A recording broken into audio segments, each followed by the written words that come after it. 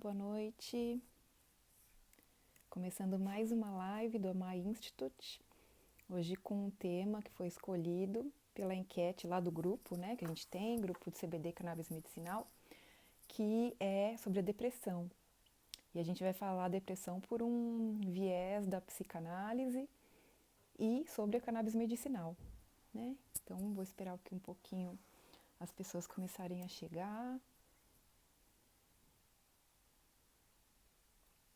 Bom, eu sou Karine Sayurigoto, né? Sou psicanalista, formada em psicologia pela Unesp, lá no Brasil. Atendo aqui no Japão pelo Amai Institute, estou aqui desde 2019. E todas as nossas discussões aqui, né, que é sempre um convite, traz um viés da saúde mental e das questões psíquicas que não se fala muito, né? Então é sempre um convite para que vocês venham com a mente aberta. E hoje a gente vai falar de um tema bem importante que, né, foi de uma escolha do público a respeito da depressão e, enfim, vou falar também de algo bastante distoante do que se fala hoje em dia, né, da questão da química do cérebro, da serotonina. Eu vou falar de algo bem diferente e trazer alguns argumentos aqui de pesquisas científicas também, mas também clínica. Esperar um pouquinho o pessoal chegar. Aqui na minha região está muito frio.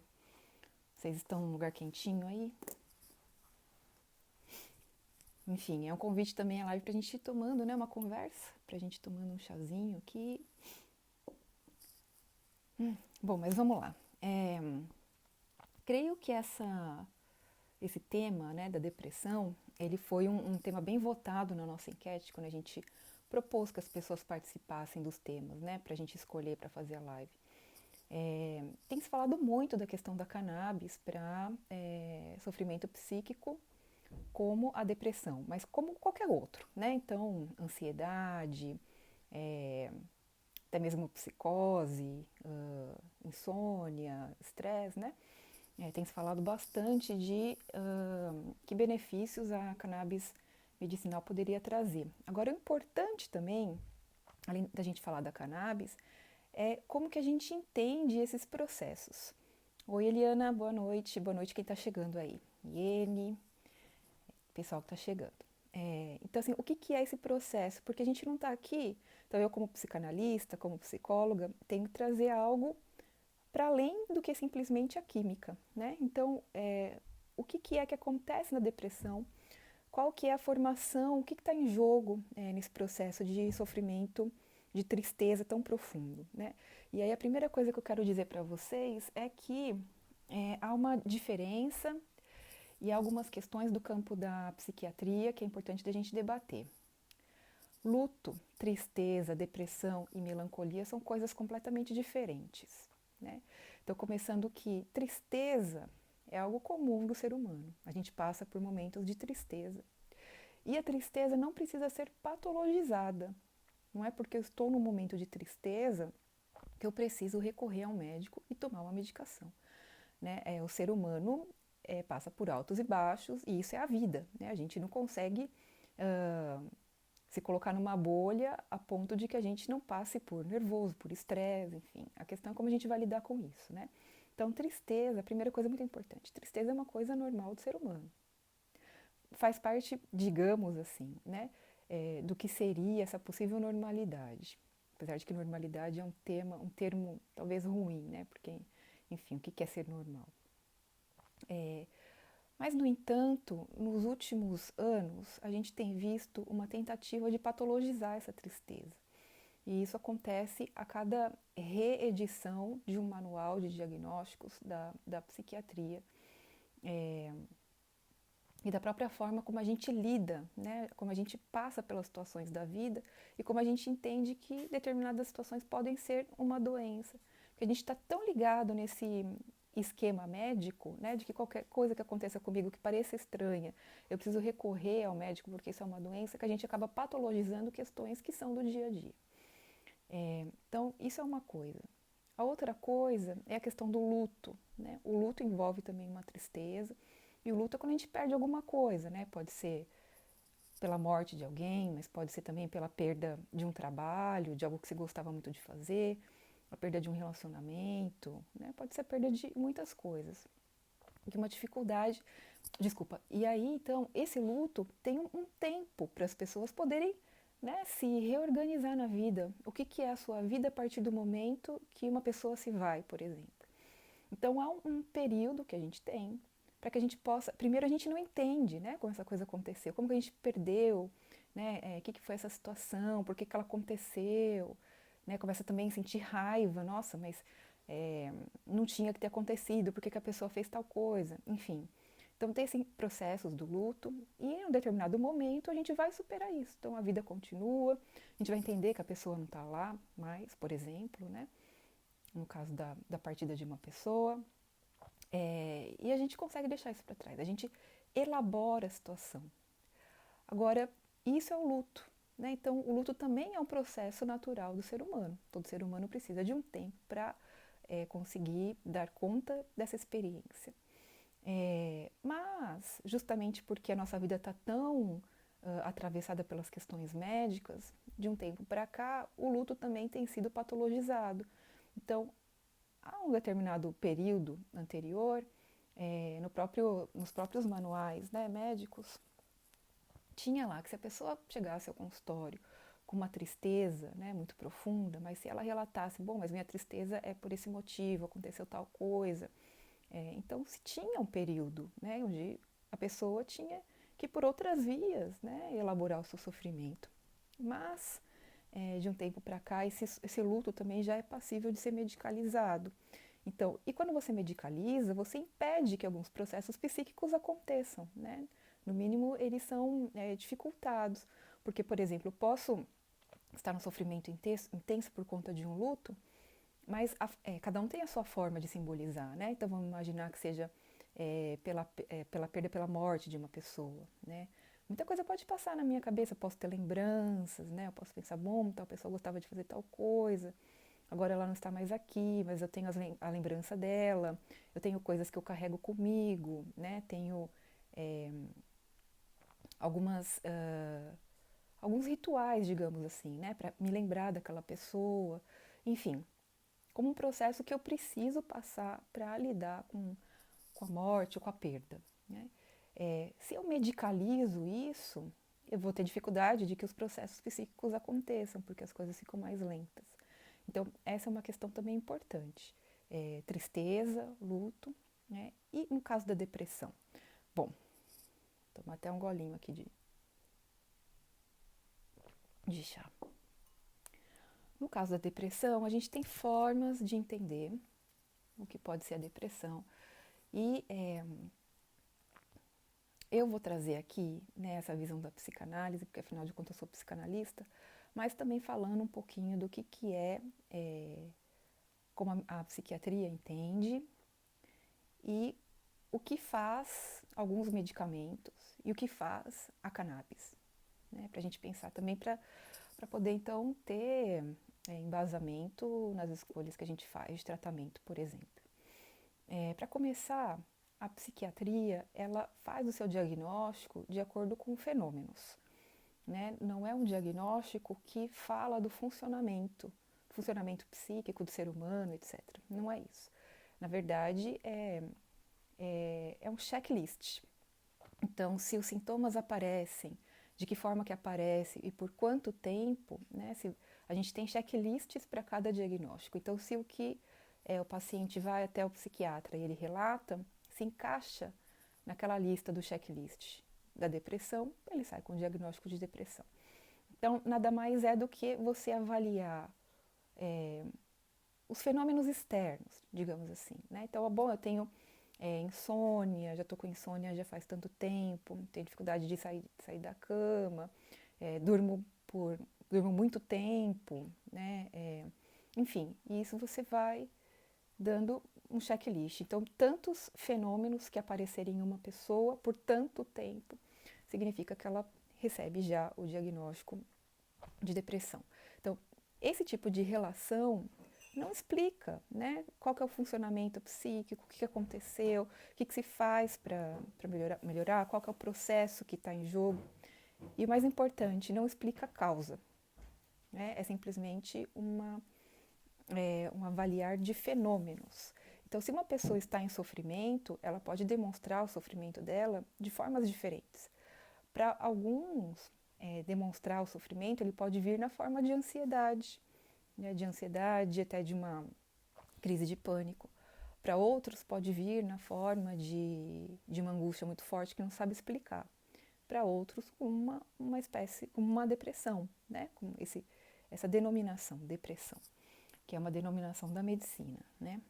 Agora, se a gente for pensar que, bom, o que está em jogo aí, né? Porque o que faz o ser humano ser humano? Os processos psíquicos, né? Os animais não têm essa formação psíquica que a gente tem. Então, isso diz muito sobre a gente. E quando algo aparece como sintoma, isso tem que ser avaliado, porque o sintoma está comunicando algo e diz de um mal-estar. Então, parar para a gente pensar um pouquinho o que é essa formação psíquica, né? Que começa, enfim, tem etapas importantes e que a gente pode avaliar que a criança, quando nasce, então ela começa a sua interação com o outro, né? A criança começa a sua interação com quem faz o papel da maternagem, que pode ser a mãe, mas pode ser uma outra pessoa também. Então, é a partir desse contato com o outro, né, que a gente começa a nossa formação psíquica. Então, nós somos seres sociais, porque justamente nos formamos nessa relação. E aí, quando a criança nasce, né, vocês já devem ter visto isso em algum momento, quando a criança nasce, tem essa relação muito próxima, né, de mãe e criança. E essa relação, ela é uma relação dual praticamente. Então, a mãe ou quem faz o papel da maternagem, está com toda essa energia voltada para a criança. Enquanto isso, a criança vai se reconhecendo pela mãe. A criança não nasce com unidade, né? Não nasce com tendo noção do que é seu corpo, né? Nem dos processos, e também não formou seus processos psíquicos. E é a partir do olhar, né, e do contorno que a mãe vai dando para a criança que ela vai se fazendo nesse mundo que a gente compartilha, né? E aí tem um momento, bom, a gente diz que a criança, ela nasce um pouco desunida e ela vai fazer essa integração do corpo a partir da linguagem. Linguagem aqui é como um processo do inconsciente. Então, para essa passagem, né, da criança para o mundo psíquico formado, há essa entrada na linguagem, que é uma entrada para um campo simbólico. Acontece que para fazer essa passagem, todos nós perdemos alguma coisa. Quando adentramos no inconsciente, perdemos alguma coisa, um objeto psíquico. E é a partir dessa perda, que na psicanálise a gente chama de castração, que não quer dizer cortar nada, né? Mas quer dizer perder alguma coisa a partir do momento que a gente adentra nesse mundo simbólico que a gente compartilha. A gente perde algo. E para algumas pessoas, essa perda é uma marca de sofrimento. Então, é essa marca, né, que, claro, depois ela vai tomar outras significações por conta das experiências da vida. Então, claro, a pessoa vai relacionar isso com muitas coisas. Mas essa marca muito inicial da formação psíquica, ela fica presente, como se fosse uma ferida aberta, né? Como uma dor que não cessa, uma dor que não se sabe explicar. É isso que a gente considera na psicanálise, de forma muito, muito geral, como sendo fenômenos da depressão, né? A depressão na psicanálise, ela não é uma coisa estrutural da formação psíquica, é um fenômeno, né? Porque a gente tem estruturas, a gente trabalha com estruturas psíquicas. Isso não vem muito ao caso aqui, mas, enfim, só para vocês entenderem por cima, assim.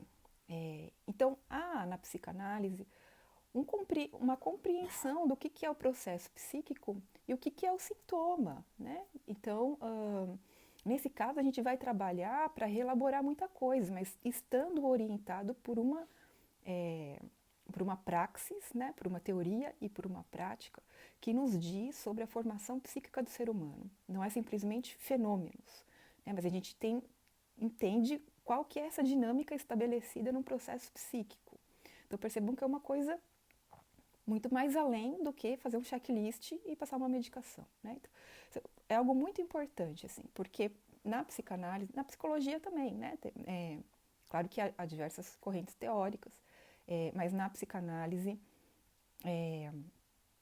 estamos embasados por isso, por esse processo psíquico. Bom, mas tem uma outra coisa também que é muito importante de dizer, é que, via de regra, essas pessoas que estão com essa marca desse sofrimento, né, por ter perdido algo que não se sabe o que é, muito anterior, podem ser pessoas que com alguma dificuldade de adentrar num processo de reflexão sobre o que é que elas identificaram que perderam, né? Uma dificuldade de entrar num processo de fazer uma, uma avaliação psíquica, digamos assim. Não é uma avaliação em formato de teste, né? Mas entrar num processo para poder avaliar a própria vida e o que é esse sofrimento. Então, há como uma característica, né? E essa característica porque, assim, é difícil de entrar em contato com isso, muito difícil, causa sofrimento. Então, mas para a gente superar esse sofrimento, a gente precisa elaborar algumas coisas. Então, há essa característica de tentar fugir dessa experiência. E nessa questão, claro, que o que está mais disponível para a gente são as medicações psiquiátricas, né? Que não precisa de explicação, não precisa de nada. Eu não preciso repensar na minha vida, eu não preciso tentar recontar uma outra história que seja mais assimilável, né, para mim. Eu simplesmente tomo a medicação na tentativa de apagar aquele sofrimento. O problema é que o sofrimento ele não é apagável, né? Ele pode ser por um curto espaço de tempo, mas ele não é apagável. Então ele retorna. Mesmo que ele não retorne com o mesmo sintoma, ele retorna de alguma forma. Então essa é uma questão muito importante. Se a gente recorre a um tratamento somente psiquiátrico, a gente não terá a resposta que a gente precisa. Porque não existe a pílula milagrosa, essa é a questão. Mais uma outra coisa também importante é que o tempo é alguma coisa muito marcada na experiência de quem tem depressão, né? O tempo, hoje em dia, o tempo que a gente compartilha, né, na nossa sociedade é um tempo muito acelerado. É um tempo onde a gente faz milhares de coisas e parece que não fez nada, né? É um tempo que a gente trabalha muito e trabalha de forma polivalente. Então, eu posso, né? Vamos pegar, por exemplo, a imagem dos empreendedores, né? Empreendedores que fazem de tudo, né? Se numa empresa a gente está dividido em departamentos para fazer as coisas, quando você fala empreendedor, é quem faz tudo, né? E faz, trabalha muitas horas e fala, nossa, mas eu não trabalhei o suficiente, eu não fiz o suficiente, tem que fazer mais. Então esse é o nosso tempo, esse é o tempo que a gente compartilha nesse momento histórico, mas o tempo não foi sempre assim. Em determinado momento histórico, a gente vivencia o tempo de forma diferente. E para cada pessoa, esse tempo também pode ser diferente. De forma geral, a gente compartilha esse tempo acelerado, mas para quem está nessa marca da depressão, o tempo ele é lento. E ele é lento, mas ele não é bem visto, né, dessa forma, porque, enfim, quem está com esse sintoma da depressão está percebendo que a aceleração está fora, né, mas ele está nesse outro ritmo. E quem vê de fora sempre critica, né, porque que absurdo, a pessoa não faz nada, né, não consegue nem fazer tal coisa, fica o dia inteiro na cama, né? Fica só em casa. Então, há essa crítica muito forte que a gente compartilha socialmente. E isso vai aumentando a culpa que, né, quem passa por uma depressão sente, vai aumentando esse mal-estar, esse sofrimento, que já existe, né, mas só vai sendo acrescentado. Então, essa é uma coisa muito importante para dizer. Agora, houve um momento na nossa história em que esse ritmo mais lento, ele era visto com bons olhos, né? E era visto com bons olhos principalmente na produção artística. E a gente está falando desse período que na literatura a gente denomina como romantismo. Então, aquele momento em que as poesias, né, carregadas do sofrimento, enfim, que falavam desse tempo mais lento, onde as pessoas estavam nesse tempo mais lento para poder fazer a sua criação, para perceber as coisas de forma diferente e expressar artisticamente. Então houve um tempo na nossa história que a gente colocava essas pessoas num lugar diferente, que não era o lugar da culpa, o lugar da cobrança, mas no lugar da arte. E isso faz muita diferença, né? O tempo que vivemos agora não é um tempo propício para que quem passa por uma depressão possa se apegar a algum aspecto cultural para poder melhorar. Não é. Nosso aspecto cultural só piora a situação. Essa é a questão.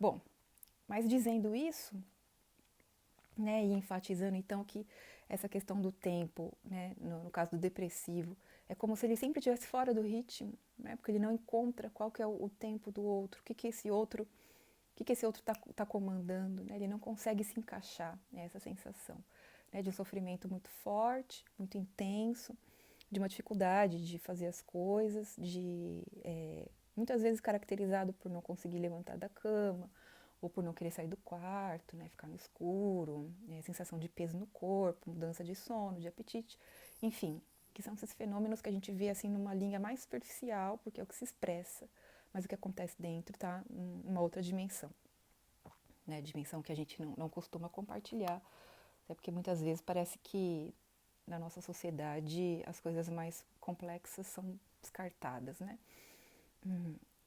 Mas dito isso, há a questão, né? Então há essa questão como a psiquiatria entende a depressão, mas há a questão de como que a psiquiatria trata a depressão. Se por um lado, na psicanálise, a gente está falando da cura pela fala, né? Porque justamente todo esse processo psíquico que eu acabei de explicar, ele vai pautar essa janela que a gente vê a vida, né, por uma espécie de uma estrutura psíquica que a gente passou, que a gente está constituído. E é a partir disso que a psicanálise vai entender como cada sujeito se constituiu, qual que é seu sofrimento e como que ele pode reelaborar esse sofrimento. Então, é recontar uma história de marcas muito intensas da vida, né? Como que essas marcas podem ser revistas e como que o sujeito vai fazendo isso. Essa é a questão da psicanálise. A questão da psiquiatria, não, né?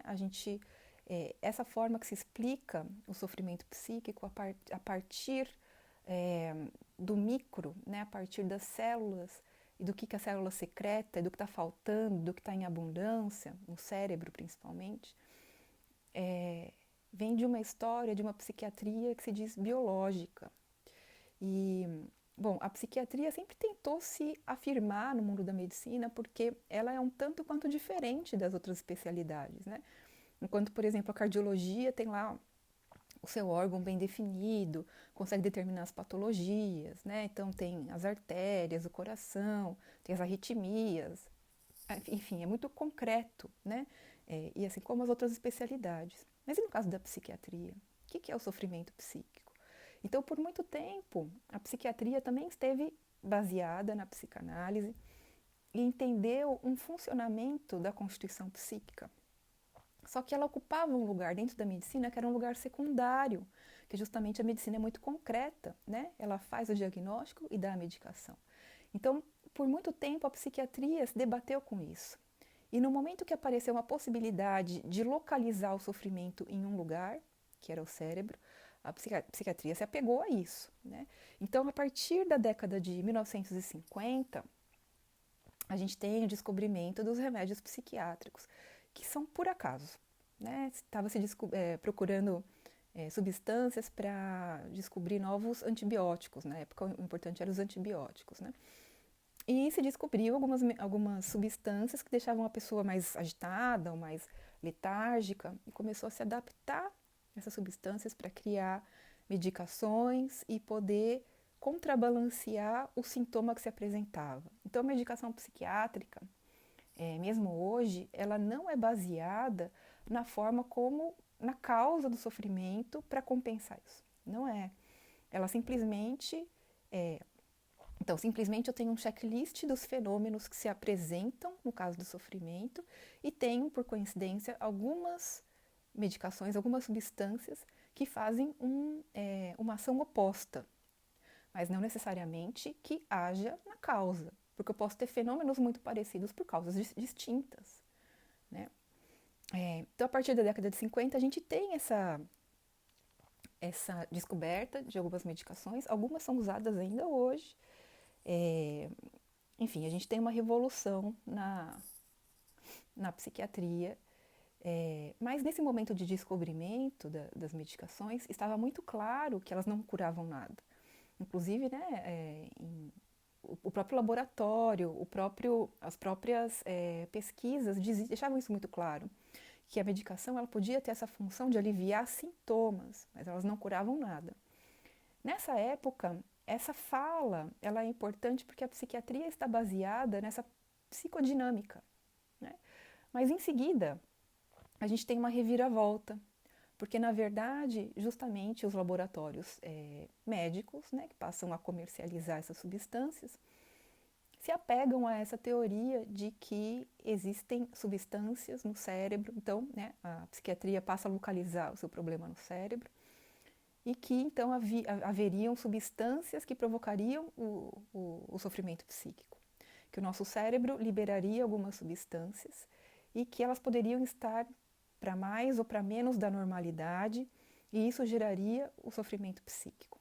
Tá vendo que tem aqui, eu vou dar uma paradinha para ler aqui um pouco os comentários, não sei como que vocês estão acompanhando, que está aparecendo muita gente. Boa noite para todo mundo. A Iene está aqui falando. As pessoas que têm tendência a níveis de certos hormônios desregulados, que tão verdadeiro é isso, sensei? Então, né, Iene, aí que tá. E aí eu vou entrar um pouquinho na parte das pesquisas para entender melhor o que é essa história. Então, houve-se, em algum momento, houve essa hipótese. Bom, então, acontece que quando a gente começou a descobrir como que o cérebro funcionava, como que os neurônios se conectavam, o que liberava, tal, começaram a ter algumas pesquisas que levantaram essa hipótese. Bom, então, né, nesse grupo aqui a gente descobriu que tinha pouca serotonina e eles tinham níveis de depressão, por exemplo, né? Mas logo em seguida, esses estudos foram rebatidos. Isso na década de 70. Né? Foram rebatidos porque, por exemplo, numa das experiências, né, uma experiência assim, importante, quando você falou, bom, então, de fato, né, a depressão acontece porque há uma diminuição de serotonina, né, e se avaliou que havia, né, o componente lá que representa a serotonina, tinha um grupo controle, e nesse grupo, então, tinha uma pequena diminuição dos níveis de serotonina em algumas pessoas, né? E aí o estudo apareceu com essa resposta. Então, de fato, é isso que acontece. Só que o estudo não mostra, né, ele omite que o grupo que se considerava normal, que não tinha sintomas de depressão, também algumas pessoas tinham um nível um pouco abaixo da serotonina. Então, assim, não necessariamente ela explica. A gente não tem esse marcador biológico. Isso não existe, né? E isso é uma coisa que para muita gente é novidade, mas isso a gente está discutindo desde a década de 70. E a gente tem muitas pesquisas sobre isso. Mas, claro, as pesquisas que mais têm uma relevância, digamos assim, são pesquisas financiadas por laboratórios farmacêuticos, né? Então, há uma escolha de que pesquisas terão esse lugar mais central. E isso está ligado a um mercado muito poderoso, né? Que é o mercado da venda de remédios psiquiátricos. Eu fiz algumas anotações aqui, deixa eu só ver se eu tô seguindo, porque eu desembesto a falar e às vezes posso perder alguma coisa. Então, ó, essa teoria, né? Então, a partir disso que eu falei, foi criada uma teoria de um desequilíbrio do cérebro, que até isso foi em 1965. Até essa data, isso não valia, porque a gente sabia que a psicodinâmica do cérebro ela estava baseada em outras coisas. Então, por mais que alguém viesse e falasse isso, ia cair na incredulidade. Mas essa ideia começa a aumentar. Em 1965, então há essa hipótese de que os transtornos afetivos pudessem ocorrer por um desequilíbrio das substâncias do cérebro. E que, no caso, a depressão estaria associada a uma deficiência de norepinefrina, né, nessa época. E aí, os próprios pesquisadores depois dizem que essas pesquisas, né, essa forma de tentar explicar o que era o sofrimento de uma pessoa a partir desse modelo biológico, ele era uma super simplificação reducionista de um estado biológico muito mais complexo. Então, na verdade, a gente fez algumas conexões muito simplistas. Diante de uma substância que provocada um determinado comportamento numa pessoa, se verificou que o nível de serotonina diminuiu, por exemplo. E aí falou, então, tá vendo? A depressão tem a ver com a diminuição da serotonina. E na verdade não. Né? O nosso processo ele é muito mais complexo e não envolve simplesmente uma questão biológica. A gente, como eu acabei de falar no começo, né? A gente se forma psiquicamente por interação social. Como que a gente vai descartar a interação social? Tudo que a gente passa na nossa vida para dizer, bom, olha só, é só uma questão biológica. E bem, da verdade, a gente sabe disso. Né? A gente sabe que a gente vê as experiências nossas e da nossa família. Se a gente passa por situações difíceis, a gente pode depois desencadear um processo de sofrimento. Né? Se a gente passa... Vamos pegar aqui o nosso exemplo do Japão. Então, deixar o nosso país, deixar a nossa família, vir trabalhar numa fábrica que explora a gente por tantas horas, né? Numa situação ergonômica, né? Física, desfavorável, se esforçando tanto para pagar dívidas, não sabendo o que vai acontecer para frente, agora a questão do corona. Então, tudo isso compõe a nossa experiência de vida, tudo isso nos afeta e a gente expressa coisas a partir de um sofrimento também que é composto por essa complexidade. A questão biológica, não dessa forma que se explicou, né? Não dessa forma reducionista. A questão biológica, claro, né? Também somos um corpo também, mas um corpo dentro dessa complexidade. Deixa eu só ver aqui, então. Então não seria um processo químico que ocorre no cérebro. Não dessa forma, Iene, né? Não assim, nessa redução. Então, porque como eu te falei, foi justamente essa a lógica que originou esse pensamento. Né? Diante de uma substância que provocava uma letargia nas pessoas, se verificou que havia uma interferência na serotonina. Então, por lógica, falou, então quem passa por depressão tem problema com serotonina. Essa foi a lógica. Não é que pegaram pessoas que estavam sofrendo e foram verificar exatamente. E tentou, nesse tempo todo se tenta provar isso, mas isso nunca foi provado. Nunca foi provado. Não há marcador biológico para questões psíquicas. Deixa eu ver o que mais aqui. Em crianças também acontece mesmo? Claro, né? Mas com uma peculiaridade de que a criança está passando por um processo de formação psíquica. Então, ela pode ter impasses da sua formação. E aí, nesse caso, o psicólogo, o psicanalista vai ajudá-la nos impasses.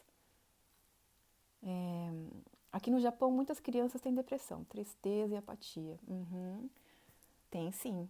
E a gente tem que pensar também que questões sociais estão envolvidas nisso. Né? Então, deixa eu ver aqui mais um pouquinho minhas anotações. Então, quando essa hipótese, né, que eu expliquei agora, da serotonina, que a gente está falando de depressão, né, então se associou diretamente que a depressão estava ligada com o processo da serotonina.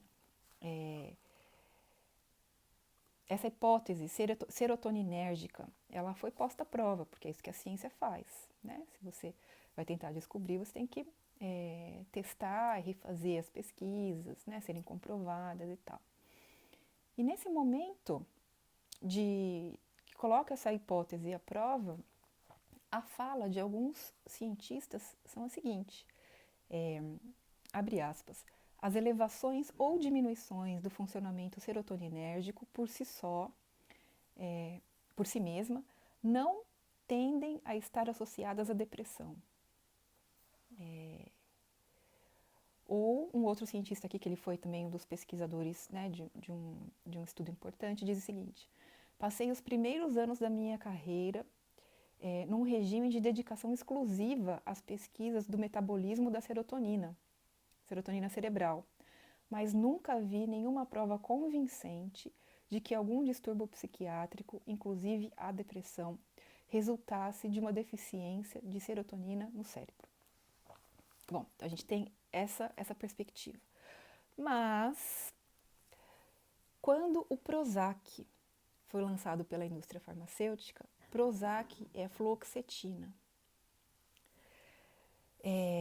que é um tipo, vamos dizer que é uma segunda categoria dos antidepressivos, que age como no processo de inibição da recaptação de serotonina. A gente tem novamente a indústria farmacêutica vindo a público e dizendo que havia descoberto qual que era o problema, né? Então que tudo estaria bem. Isso foi na década de 70. Então é aí, né, que se faz essa proposta, porque tudo que a indústria farmacêutica da psiquiatria lança vem com um aspecto de pílula mágica, né? Então agora vamos curar o mal-estar da sociedade, da humanidade, né? E a gente está bom. As primeiras medicações psiquiátricas apareceram em 1950. Se a gente for fazer uma avaliação, estamos agora em 2022, não só quem passa por um sofrimento não foi curado, como as pessoas estão sofrendo mais. Então isso é uma coisa importante que a gente tem que levar em consideração. Bom, e aí o que é que acontece com a fluoxetina? A fluoxetina que é uma medicação tão comum, né? Quando apareceu no Brasil, as pessoas banalizaram tanto o uso da fluoxetina que até para emagrecer tomavam. Não sei como que é isso em outros países, imagino que seja bem semelhante, mas assim, muita gente começou a tomar fluoxetina para emagrecer, e sem saber o que é que ela provoca de fato no cérebro, e o que ela pode provocar, né, num período mais extenso. E aí eu vou dizer para vocês o que é que ela provoca, né, como que ela funciona. Então, assim, no cérebro a gente tem os neurônios, né, e tem as conexões, e entre os neurônios há a secretação de substâncias que são responsáveis para fazer essas ligações. No caso da serotonina, a gente tem um neurônio que ele é chamado de pré-sináptico. E ele libera a serotonina nessa fenda sináptica.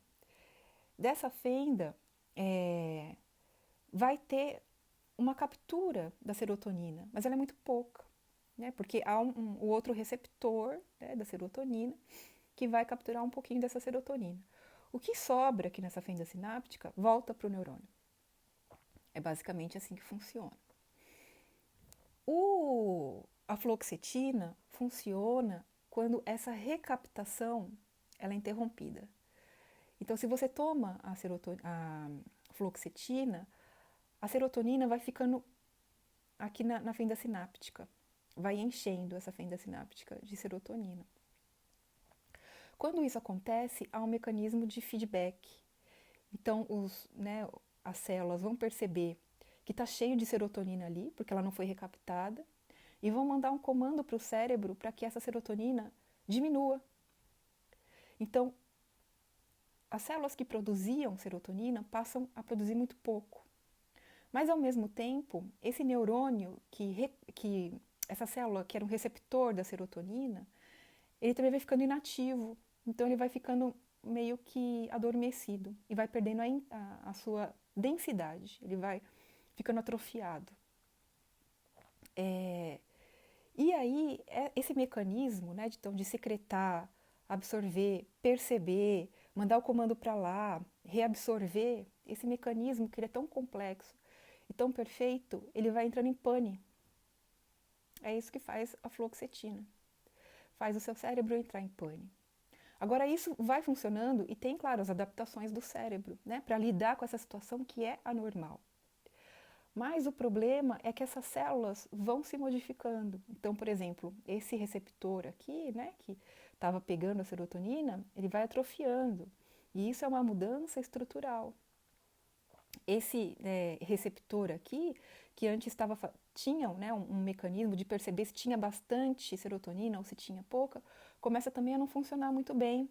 Então, em algum momento ele vai liberar, em algum momento ele não vai liberar. Mas isso tem uma certa adaptação enquanto você está tomando a fluoxetina. Mas e quando você para de tomar? Essa é a grande questão, né? E é por isso que há processos tão intensos de abstinência. Porque as medicações psiquiátricas tomadas a longo prazo, elas provocam mudanças estruturais no cérebro. Então, se você é uma pessoa que toma fluoxetina há 10 anos, pode ser que na hora que você pare de tomar a fluoxetina, os seus neurônios não se regenerem. É aí que está a grande questão, né? E a gente está aqui falando de depressão porque esse foi o tema que, né, as pessoas escolheram. Mas isso acontece nas outras drogas psiquiátricas também. Por isso que a gente temos inclusive relatos de pessoas que não conseguiram deixar a medicação psiquiátrica. E um detalhe, né, nesse momento anterior, quando eu falei para vocês, né, na época em que se cria essa teoria do desequilíbrio cerebral, né, dos hormônios e tal, a indústria farmacêutica diz que quem tem um problema, então, no sofrimento psíquico, que seria explicado pela falta ou pelo excesso de um hormônio, teria que tomar medicação psiquiátrica para sempre, né? Que era como se fosse insulina para um diabético. Então, imaginem o que acontece com essas pessoas. Medicação psiquiátrica não é para ser tomada para o resto da vida. Pelo contrário, é para ser tomada por poucos meses, para que não faça uma mudança estrutural, né? A gente passa por períodos de sofrimento, pode ser que a gente não dê conta de lidar com eles, mas a gente precisa voltar à normalidade. Percebam que a normalidade, né, do nosso corpo. Percebam que, nesse caso, a anormalidade é justamente o que a medicação provoca. Deixa eu dar uma pausinha aqui para ler.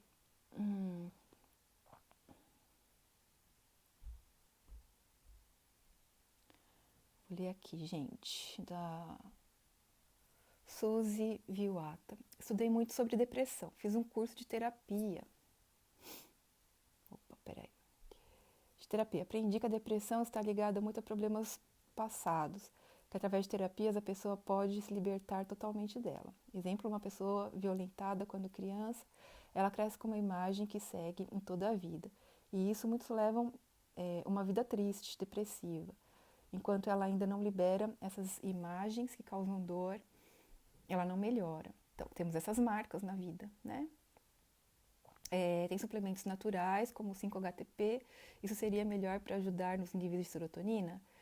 Então, gente, o problema não é a serotonina. Cada pessoa tem um nível de serotonina. E pode ser que tenham pessoas com nível mais baixo de serotonina que não têm depressão. Essa é a questão.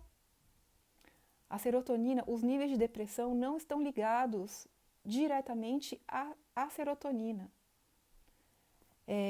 Pode ser que pessoas que tenham depressão tenham um nível um pouco mais baixo de serotonina. Mas pode ser que pessoas que tenham um nível mais baixo de serotonina não tenham depressão. Então, isso não tem uma ligação direta. Essa é a questão, né? Então, a gente fez uma explicação muito simplista do que é a depressão e ofereceu uma medicação, né, uma forma de tratamento que modifica o cérebro. Então, se a coisa não está boa, a gente piora 2 vezes. Essa é a questão. Bom, dito isso, que para muita gente é novidade, mas que no mundo científico a gente pesquisa há 50 anos. Vocês podem procurar em artigos científicos. Aliás, quero dar umas dicas, né? Então, lá no Brasil, a gente tem uma universidade que tem estudado muito sobre isso, que é a Fiocruz, uma das grandes universidades públicas do Rio de Janeiro, né, que trabalha com pesquisas em saúde. E tem lá um departamento que estuda especificamente sobre as drogas psiquiátricas e todo ano faz eventos científicos e traz pessoas do mundo inteiro. Esse ano, o ano passado, no final do ano passado, teve um seminário, levaram psiquiatras da Inglaterra, de outros países, eles falam bastante sobre o efeito das drogas psiquiátricas inclusive na atrofia cerebral. O antipsicótico, né, usado por um prazo que não é tão grande assim, de alguns meses, ele começa a provocar atrofia cerebral. E se você usa por muito tempo, seu cérebro não volta ao normal, né? Então, essa é a questão. Você falou bastante disso. É, a gente tem no mundo pessoas que tomaram medicações psiquiátricas por um período e depois passaram por situações muito ruins. E por conta disso, essas pessoas têm se juntado, porque ficou muito evidente. Afinal de contas, a maior parte das pessoas hoje em dia já toma remédio psiquiátrico, né? E as coisas não melhoram. Então, há pessoas que se denominam como sobreviventes da psiquiatria. E há vários grupos na internet, eles se encontram, eles pesquisam sobre isso, eles levam pessoas que são estudiosas sobre o tema, e isso também já tem vários grupos. No Brasil, a gente tem uma página da internet que é importante, que justamente ela é embasada, tem nessa base do pessoal da Fiocruz, que chama MED in Brasil. MED é M-A-D in Brasil. E essa página, ela tem uma inspiração de uma página que é norte-americana, que chama MED em América, e tem como referência um pesquisador chamado Robert Whittaker. O Robert Whittaker, ele escreveu um livro muito importante dentro dessa área, que chama Anatomia de uma Epidemia, que, na verdade, ele faz um levantamento incrível sobre como que as medicações psiquiátricas surgiram no mundo, como que elas passaram a ser entendidas e que efeitos elas provocam. E coloca casos lá, né? Pessoas que foram relatando como que a vida mudou a partir do momento que começou a tomar medicação psiquiátrica. E não mudou para melhor, né? Ele vai contar casos de pessoas que começaram... Então, bom, tinha um sofrimento, uma ansiedade, começou a tomar medicação, e aí, né, coloca qual é a medicação que tomou. E como que depois de algum tempo, a pessoa não tinha só ansiedade. A ansiedade estava pior, mas ela tinha crises de pânico, tinha momentos depressivos. Então, como que o quadro foi piorando? E justamente pelo uso da medicação, né? Não é porque ansiedade provoca coisas piores, não é isso, não é essa relação. Enfim, é um livro muito consistente, é um livro bastante importante nesse campo. Enfim, tem em inglês, tem em português. O Robert Whittaker, se vocês colocarem na internet, ele aparece falando em alguns lugares. É uma pessoa que se tornou importante nesse campo de desvendar. Agora, uma outra coisa legal também é que, assim, até muito pouco tempo atrás, a gente tinha um discurso oficial, que é o discurso da Organização Mundial da Saúde, da OMS, de que o caminho para os tratamentos dos sofrimentos no mundo inteiro seria pela medicação. Então, a gente precisaria nos organizar para que as medicações fossem disponíveis, né, para as pessoas terem acesso a um tratamento. E hoje, né, diante desse caos do mundo inteiro, que as pessoas não estão melhores, já se considera outra coisa, né? A própria OMS fez um conglomerado de experiências de tratamento de sofrimento psíquico que não é baseado em medicação. E ela já está dizendo, olha, outras coisas estão funcionando. Então, como eu já falei aqui em alguma outra live, existe uma experiência da Finlândia, que é no caso de psicose, né, que a gente pode considerar, bom, psicose muito mais intenso, né, muito mais grave. E a proposta é que se faça um tratamento sem medicação ou com muito pouca medicação. Né? Não é medicação para tomar todo dia, mas para tomar pontualmente. No caso de muitos dias sem dormir, no caso de uma angústia muito forte, toma pontualmente. Ou por um espaço de tempo muito curto, né, que não é esse da prescrição medicamentosa da psiquiatria. É uma outra relação. E o que essa experiência nos mostra é que, diferente de todo o resto do mundo, quem se cuida assim, né, como é a proposta da Finlândia, se recupera muito mais rapidamente e retoma a sua vida. Enquanto as pessoas que ficam fazendo uso do remédio psiquiátrico de forma contínua não conseguem retomar a sua vida, ficam cronificadas. Então, melhora, né, um pouco o sofrimento, só que depois ele para. E a pessoa vai viver com o sofrimento. Ele não consegue elaborar aquilo, não consegue retomar a sua vida. Então, essas experiências, né, têm pautado a OMS para falar de outros caminhos. Então, já não se tem como uma verdade que o tratamento que tem que se fazer, ele é medicamentoso, né? E isso, então, vejam só, né? Organização Mundial da Saúde é a grande organização que a gente tem, que está ditando regras aí para o resto, enfim, para o mundo inteiro.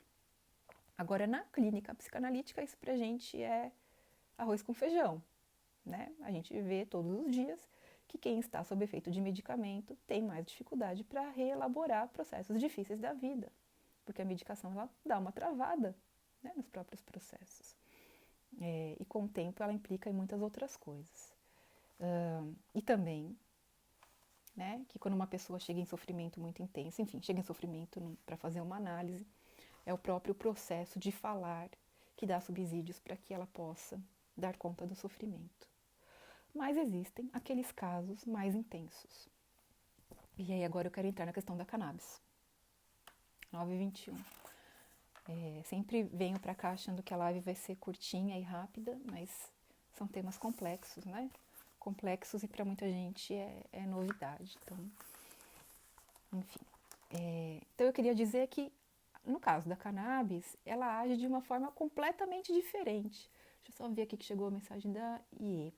A depressão aqui no Japão é tratada igual no Brasil, os medicamentos. Isso, Iene.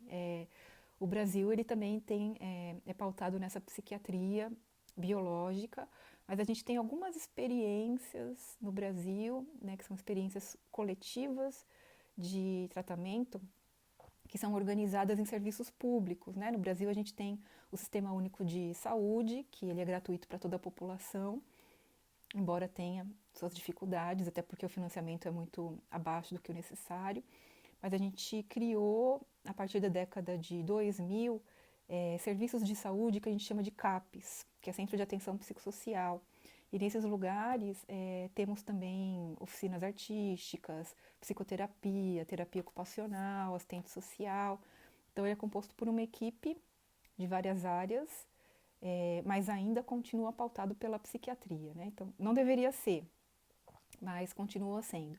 E para quem não acessa esses serviços, e é a maior parte da população, porque esse serviço é para casos mais graves, então vai para um consultório particular, né? E é cuidado com medicação. Agora, a diferença é que no Brasil a gente tem muitos psicólogos e muitos psicanalistas, né? Então, há pessoas que falam, bom, não estou bem, e recorrem ao psicólogo, não necessariamente a medicação, pode ser os dois, né?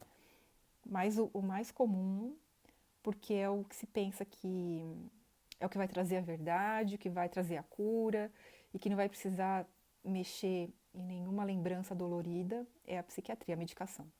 Esse é o que prevalece no mundo inteiro, né? Não é só no Brasil ou no Japão, prevalece no mundo inteiro.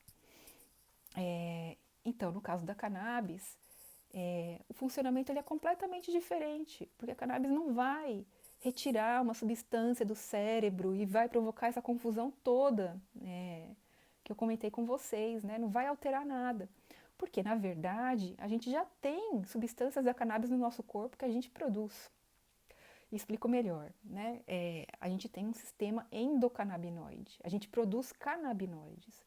As substâncias que estão na cannabis são os fitocannabinoides, substâncias semelhantes, mas produzidas pela planta. Então a gente tem no nosso corpo inteiro, todos os órgãos, um sistema de receptores, de células que estão preparadas para se conectar com essas células que a cannabis produz. E esse sistema endocannabinoide, ele vai organizar o nosso corpo. Ele não é nada que retira, que causa disfunção, né? Ele já existe no nosso corpo e ele funciona para integrar os órgãos, os sistemas, para controlar como as coisas estão funcionando. É um maestro do corpo. Mas também ele funciona muito para o sistema imunológico. Então, são dois tipos de células, né, que estão presentes, que é CB1 e CB2. E né, de forma geral, assim, a gente pode pensar que está mais ligado a esses processos, está mais no cérebro, e outro está ligado mais aos processos do sistema imunológico, por cima, né? Então a gente sabe que a cannabis, ela tem uma função moduladora neuronal, não é de retirada nem de colocar nada, ela modula, né? Ela organiza, ela consegue fazer com que os neurônios trabalhem de uma melhor forma. Mas é uma riqueza de componentes, né? A gente sempre fala aqui do sistema entourage, que é essa sinergia, né? Então, quando a gente usa lá a cannabis mais integral, todos esses componentes da planta, né, que são só de canabinoides a gente tem 170, né? Fora terpenos, fora flavonoides. Toda essa riqueza da planta, quando está junto dentro do nosso corpo, funciona também com uma grande complexidade. Então, se eu estou tomando a cannabis porque eu estou num processo de depressão, ela não vai funcionar só no meu cérebro. Ela vai funcionar no meu corpo inteiro. Né? Isso é uma grande diferença. E ela não está retirando nada, ela está ajudando a reorganizar esse corpo, que pode estar com uma deficiência de endocannabinoide. Então, bom, precisaria, né? Meu corpo está passando por uma inflamação, não consegue dar conta. E os canabinoides são muito anti-inflamatórios. Então, esse canabinoide, esse endo, né? Essa produção que a gente mesmo faz, está com algum problema, continuo com inflamação. Inflamação, esse fitocannabinoide vem suprir essa deficiência, digamos assim, né? Então, essa é a grande diferença. A gente tem uma série, a gente tem muitos receptores dos canabinoides no nosso cérebro. Por isso que ele age tão bem no cérebro. Não é, né? Então, novamente, não é descontrolando nada. Por isso que quando a gente está fazendo um uso com a cannabis, né, a gente começa a se sentir melhor e fala, bom, acho que agora já tudo bem, né? Posso tentar ficar sem a cannabis. Não precisa fazer retirada lenta, como a gente faz com o remédio psiquiátrico. Qual que é a função da retirada do desmame na psiquiatria? É fazer com que o nosso cérebro volte ao normal, né? Fazer com que aquele processo que foi todo perturbado pela química psiquiátrica possa ser retomado. Então, se o neurônio que recebe a serotonina ficou atrofiado, para que ele possa voltar a ter corpo, né? Não fique atrofiado. Para que o meu sistema que está regulando o nível de serotonina possa compreender de que há serotonina circulando, para que ele possa voltar a fazer o papel dele de regular se precisa de mais ou de menos serotonina, para que o sistema de feedback consiga novamente fazer a sua função, porque tudo isso fica abalado quando a gente usa a medicação. Então, é por isso que a gente vai retirando aos pouquinhos, né? Aos pouquinhos, lentamente e por um longo período. Então, bom, tomo agora um comprimido de fluoxetina, então essa semana eu vou tomar 3/4, né? 15 dias, 3/4. Depois disso, tomo metade. 15 dias, metade. Depois disso, tomo um quarto. Até conseguir retirar. E às vezes, na retirada, há pessoas que passam por um processo de muita abstinência. Então, às vezes, precisam voltar a tomar a medicação porque não conseguem suportar. E o processo de abstinência da medicação psiquiátrica, ele é terrível, terrível.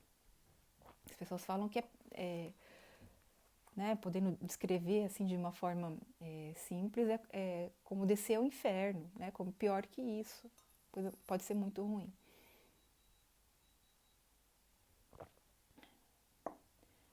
Bom, de forma geral, então por isso que a proposta do Amai Institute é que a gente possa associar a psicanálise, que é a forma que a gente entende, né, o processo psíquico, como que ele é constituído, quais são os seus impasses, e qual que é a forma que a gente conduz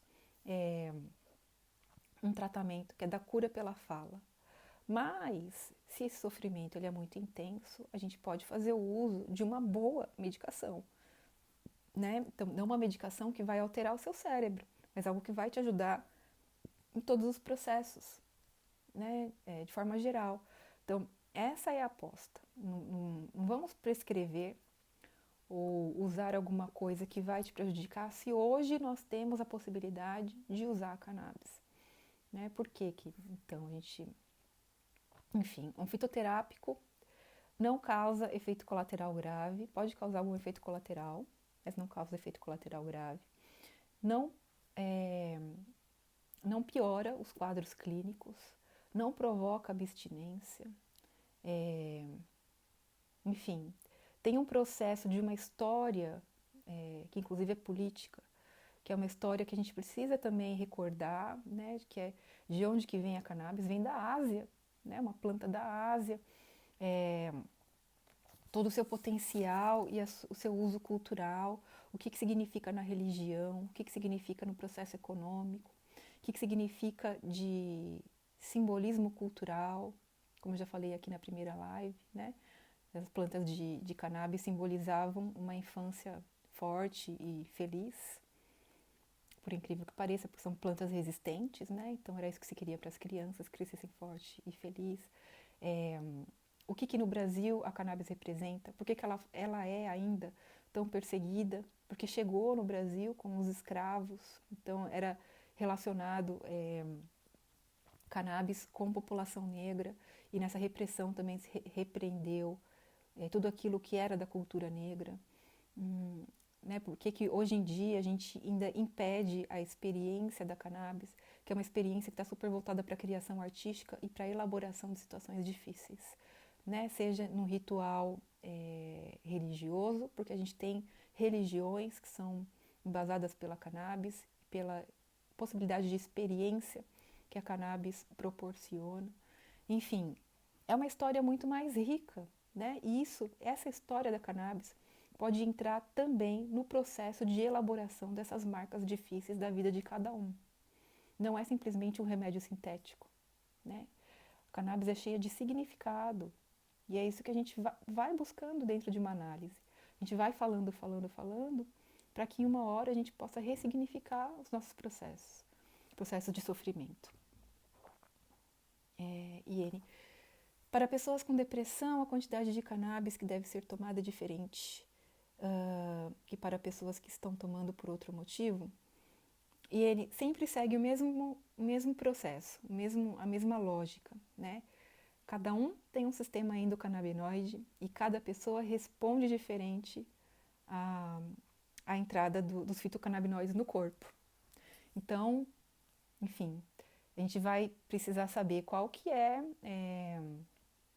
a dose certa, começando com um pouquinho, né? Claro que há óleos diferentes, há óleo com THC, óleo com CBD, né? Mais proporção de THC, mais de CBD, com CBN, CBG. Então isso pode, né, isso auxilia na nossa busca por um óleo. Agora, como o sistema endocannabinoide vai reagir, aí depende. Tem gente que precisa de bem pouquinho, né, as microdoses, e tem gente que precisa de mais, assim como qualquer outra coisa, né.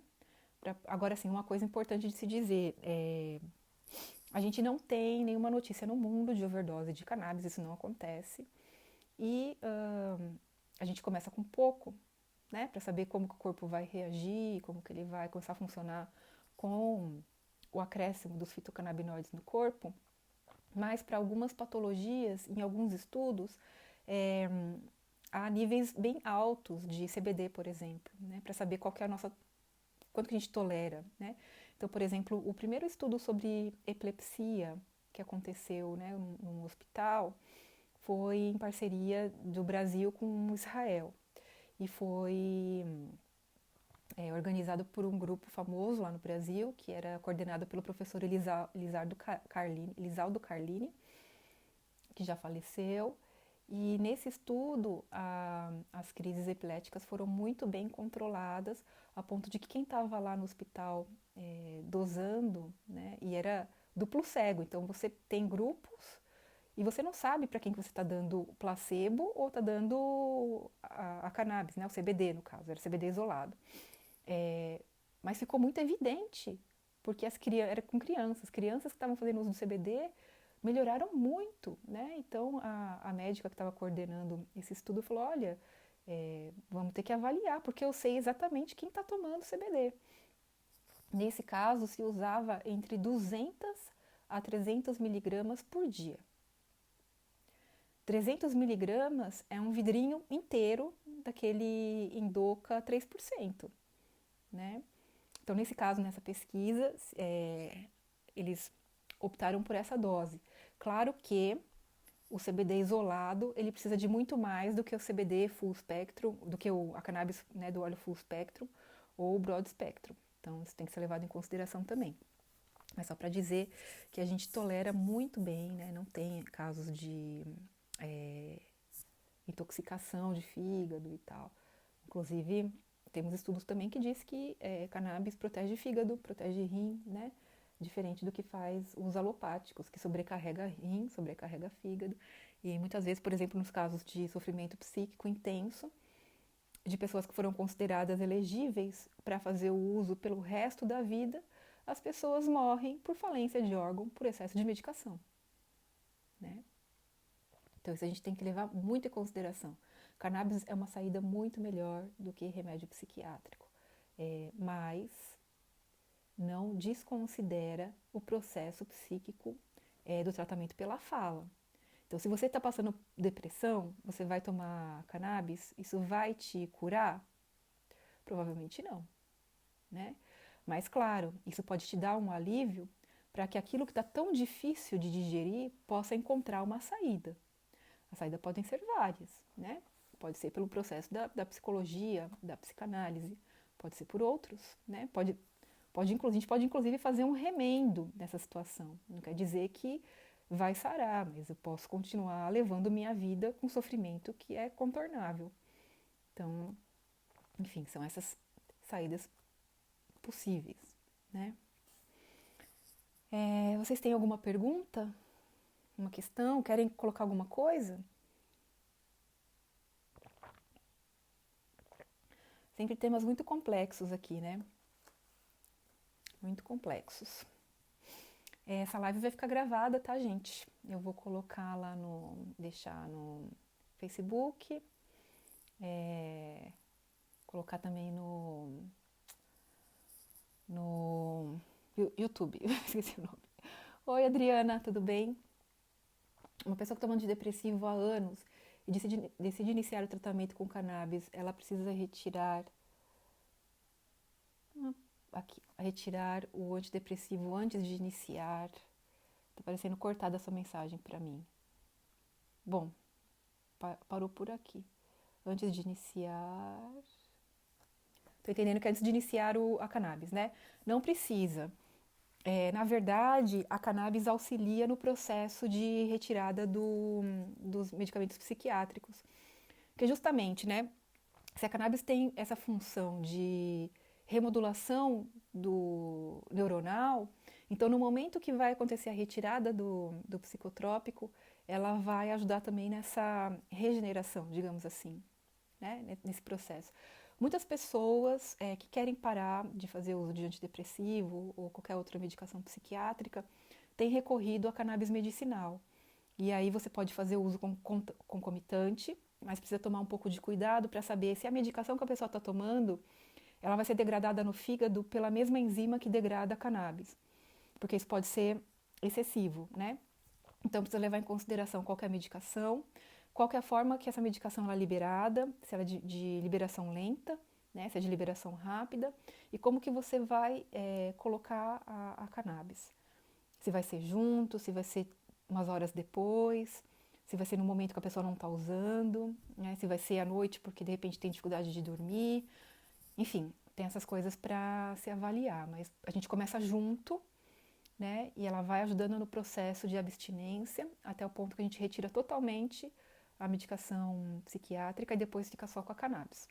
E aí, né, não tem problema mais, porque se a pessoa quiser parar de tomar a cannabis, ela não tem que passar pelo desmame, tá?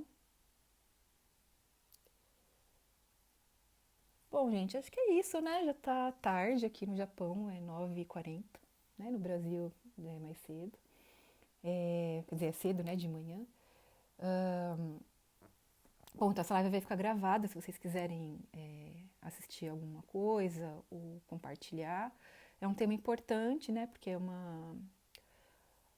é um tema que não se discute muito, né? Porque o que impera pra gente, o que está posto como verdade é justamente a questão da dinâmica da química cerebral, né? Como produtora de sofrimento. Mas a gente tem muito material produzido, muita pesquisa, muita discussão, e cada vez mais isso tem tomado um espaço importante, porque as pessoas estão percebendo, né, que a medicação psiquiátrica ela não provoca cura, né? Adriana, tem estudos sobre cannabis e autismo de alto funcionamento. Adriana, eu não estou conseguindo ver aqui a sua mensagem inteira, não sei se é um problema com o meu celular. Curioso, eu clico aqui e não abre. Bom, mas eu vou, né, responder aqui. Tem se usado muito a cannabis para autismo, muito, e tem muitos relatos, né, muitas experiências clínicas, é, estudos científicos temos, mas não são tantos, mas temos muito relato clínico de melhora dessas crianças. Agora, o óleo, né, que geralmente é usado em óleo, que se usa para o autismo, é óleo com um pouquinho de THC. Aqui no Japão a gente não tem essa possibilidade, né? A lei não permite, embora algumas empresas parece que têm algum tipo de acordo aí, que tem alguns óleos com uma porcentagem bem baixinha de THC, mas via de regra, né? Na lei aqui ainda não permite. Mas no Brasil permite, né? Então a gente tem compostos com vários níveis, né? Então tem produção de óleo da cannabis por associações, pela porcentagem de quanto de CBD, quanto THC, e os médicos têm trabalhado bastante com isso. Uma hipótese também importante que se levanta no caso do autismo é de que pode haver uma inflamação neuronal, e aí no caso a cannabis também atuaria dessa forma, e a questão intestinal, né? Pensando que o intestino tem a ver com o sistema imunológico, estaria ligado também com esses processos, enfim, que estariam ligados com o cérebro, os processos é, dos neurônios. Mas enfim, só diz pra gente também de uma complexidade do ser humano, né? Que uma coisa está ligada com a outra. A gente não é feito compartimentado, então a gente precisa cuidar de tudo. E aí a cannabis também tem entrado com bastante força. Cada vez mais, né, as pessoas têm procurado, cada vez mais os relatos também aparecem na internet. Relatos filmados, inclusive, né, de crianças de como eram antes, como passaram a ser, ficaram mais calmas, ficaram mais atentas, conseguiram, inclusive isso é bastante importante, a partir do uso da cannabis, as crianças estiveram mais disponíveis para as trocas com o outro. Acho que isso para a gente fala muita coisa. Eliana, e um tema muito importante, arigatou Karine por esta live. Conheço muitas pessoas aqui no Japão com depressão. Sim, no mundo inteiro, né? E aqui que é tão difícil, né? Trabalho, né? Enfim, tem mesmo. A próxima live será sobre autismo e cannabis. Bom, Iane, é uma proposta, né? Eu vou lançar lá no grupo novamente uma enquete que, bom, eu tô gostando de fazer as lives assim, né? São vocês que escolhem os temas. Então, vamos lançar lá uma nova enquete com algumas propostas. E, inclusive, vocês podem sugerir, né? Não fica fechado. Eu posso colocar lá alguns temas e vocês podem entrar e falar, não, eu quero tal coisa e colocar o voto de vocês. E aí, mais votado, a gente faz a live. Tá bom? Gente, muito obrigada. Já está tarde, aqui quase 10 horas da noite. Obrigada novamente pela participação de vocês, pelo interesse. E compartilhem esse vídeo, porque tem muita gente que está passando por processos difíceis, inclusive por conta da medicação, ou por esse entendimento hegemônico, né, do que é a depressão. E aqui pode ser uma possibilidade de uma saída, né, de fato, de uma elaboração desse sofrimento. E muita gente não conhece, né? Então, muito obrigada a vocês, obrigada por quem sempre acompanha aqui, sempre manda mensagem. E apareçam lá no grupo para colocar o seu voto para a próxima live. Tá, gente? Obrigada. Até mais.